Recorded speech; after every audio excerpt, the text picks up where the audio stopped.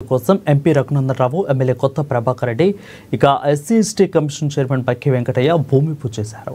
పోచమ్మ ఆలయ అభివృద్ధి కోసం కుల సంఘాలు గ్రామస్తులు తనను పిలవడం జరిగిందని ఎంపీ రఘునందనరావు అన్నారు.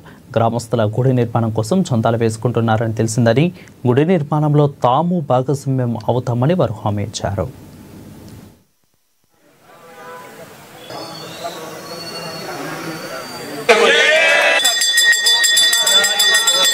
గ్రామస్తులు ఇంటిని కొంత సేకరిస్తామని చెప్పినారు. ఆ సేకరణ కార్యక్రమం పూర్తయిన తర్వాత ఇంకెంత బ్యాలెన్స్ అవసరం ఉంటుంది మీరు చెప్పిన 60 లక్షలకు అనేది చెప్తే దాన్ని బట్టి ఎవరికి ఎంత సాయం చేయగలిగినటువంటి శక్తి ఆ తల్లి ఇస్తే ఆ నుంచి ఆమెకి తిరిగి ఇవ్వడం కాబట్టి పెద్దగా బాధపడాల్సింది ఏమి ఉండదు. ఖచ్చితంగా మీరు ముందుగా గ్రామస్తుల భాగస్వామ్యం, ఇంటికి ఒకరు ఎంత ఇస్తారు, రూపాయి ఇస్తారా, 10 రూపాయలు ఇస్తారా, ఎంత ఇవ్వగలుగుతారనే కెపాసిటీని బట్టి ముందు ఎట్లా మీరు కమిటీ వేసుకున్నారో ఆ కమిటీ ప్రకారం నిధుల సేకరణ కార్యక్రమాన్ని పూర్తి చేసి మిగతా బ్యాలెన్స్ బరువుని మా భుజాల మీద ఇస్తే తప్పకుండా కూడా గుడి నిర్మాణానికి అవసరమైనటువంటి అన్ని రకాలుగా అటు వస్తు రూపేణ కానీ ఇటు డబ్బు రూపేణ కానీ అన్ని రకాలుగా సాయం చేస్తూ సాధ్యమైన తొందరగా గుడి నిర్మాణ కార్యక్రమం లోపల అవకాశం కల్పించిన మీ అందరికీ చేదోడుగా మాధవుడుగా ఉంటాం. తప్పకుండా సాధ్యమైన తొందరగా గుడి నిర్మాణం పూర్తి చేస్తానికి సహకరిస్తామని చెప్పి తెలియజేస్తూ, వేదిక మీద ఉన్న మేమే కాదు అటువైపు ఉన్న కూడా చాలా మందికి భగవంతుడు స్తోమత శక్తి ఇచ్చినాడు.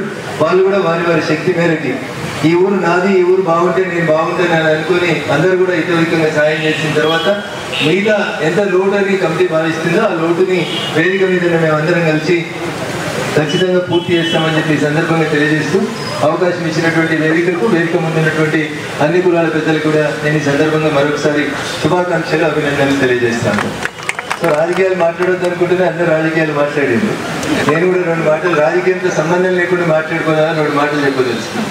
పొద్దున వస్తూనే 2 రోజుల క్రితం నీటిపారుదల శాఖ మంత్రి ఉత్తమ్ కుమార్ రెడ్డి గారు ఢిల్లీకి వచ్చినప్పుడు గతంలో ఎమ్మెల్యేలకు సంవత్సరంలో 5 కోట్లు, 4 కోట్లు, 3 కోట్లు వచ్చేది. ఈసారి ఈ సంవత్సరం ఒక నయా పైసా కూడా ఎమ్మెల్యేలకు నిధులు కూడా మరి ప్రభుత్వం కేటాయించలేదు. మరి ఇప్పుడు అత్యధికంగా గతంలో నేను ఎంపీగా ఉన్నప్పుడు నాకు సంవత్సరంకు ఒక 5 కోట్లు వస్తుండే. 5 కోట్లు వచ్చినప్పుడు నేను సింహభాగం దుబాకకేమో ఖర్చు పెడుతుంటే, రాజకీయ పరంగానే కానీ వేరే విధంగానే ఏదేమైనా కానీ నేను దుబాక మీద చాలా కాన్సన్ట్రేట్ చేసి అప్పుడు చాలా నిధులు కూడా కుల సంఘాలకు, ఆలయాలకు కూడా ఇవ్వడం జరిగింది. పరిస్థితి ఉన్నది. ఒక్క రూపాయి కూడా ఇప్పటి వరకు ప్రభుత్వం నుంచి నిధులు రాలేదు. ఏ ఒక్క రోజు వచ్చి దుబాకల కొబ్బరికాయ కొట్టింది లేదు, ఒక పలక పెట్టింది. మరి గతంలో ఈ విధంగా లేకుండే వాస్తవంగా కూడా.